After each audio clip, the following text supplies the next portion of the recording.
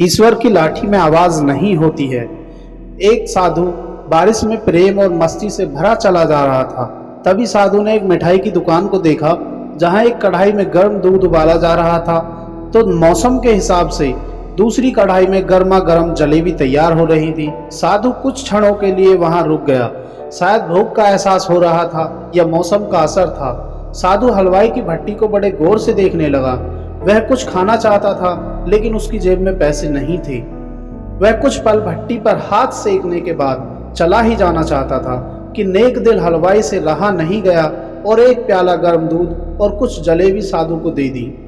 उसने गर्म जलेबियां गर्म दूध के साथ खाईं और फिर हाथों को ऊपर उठाकर हलवाई के लिए प्रार्थना की और आगे चल दिया।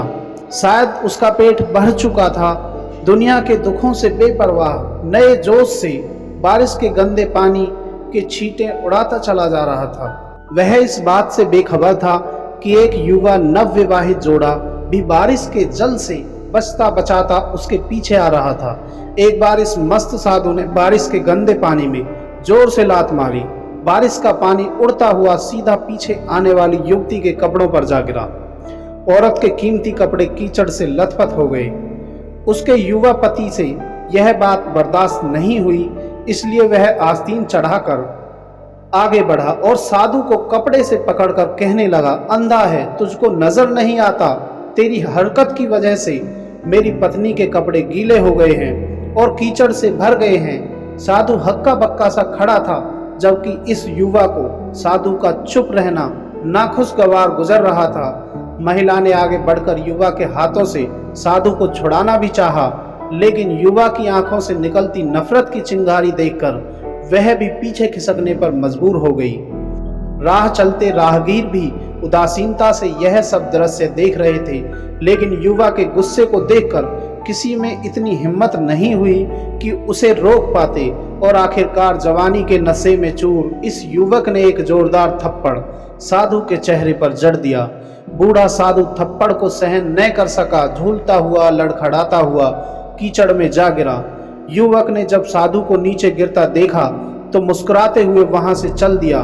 बूढ़े साधु ने आकाश की ओर देखा और उसके होठों से निकला, वाह मेरे भगवान, कभी गर्म दूध जलेबियां और कभी गर्म थप्पड़, लेकिन जो तू चाहे मुझे भी वही पसंद है।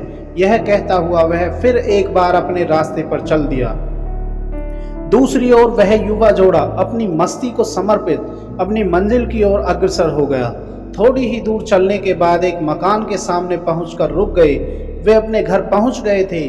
वह युवा अपनी जेब से चाबी निकालकर अपनी पत्नी से हंसी मजाक करते हुए ऊपर घर की सीढ़ियों पर चढ़ रहा था। बारिश के कारण सीढ़ियों पर फिसलन हो गई थी। सीढ़ियों पर अचानक युवा का पैर फिसल गया और वह सीढ़ियों से नीचे गिरने लगा। महिला ने बहुत जोर से शोर मचाकर लोगों का ध्यान अपने पति की ओर आकर्षित किया, जिसकी वजह से काफी लोग तुरंत सहायता के लिए युवा की ओर बढ़े, लेकिन देर हो चुकी थी। युवा का सर फट गया और कुछ ही देर में ज्यादा खून बह जाने के कारण इस नौजवान युवक की मौत हो चुकी थी।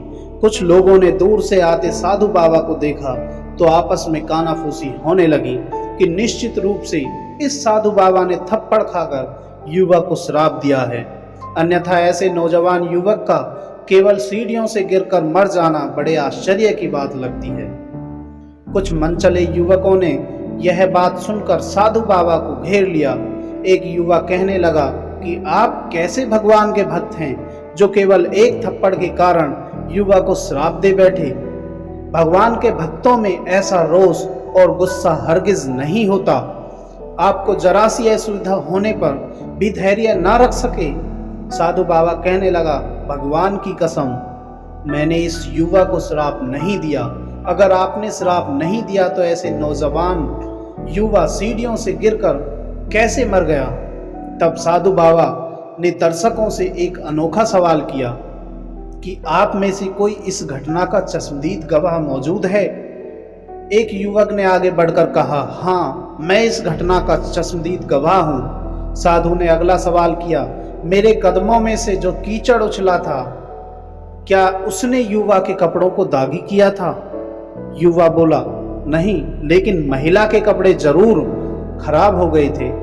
मंगला ने युवक की बातों को जानते हुए पूछा, फिर युवक ने मुझे क्यों मारा? युवक कहने लगा, क्योंकि वह युवा महिला का प्रेमी था और यह बात बर्दाश्त नहीं कर सका कि कोई उसकी प्रेमिका के कपड़ों को गंदा करे, इसलिए इस युवक ने आपको मारा। युवक की बात सुनकर साधु बाबा ने एक जोरदार ठहाका बुलंद किया और यह कहता हुआ वहां से विदा हो गया। तो भगवान की कसम, मैंने श्राप कभी किसी को नहीं दिया, लेकिन कोई है जो मुझसे प्रेम रखता है।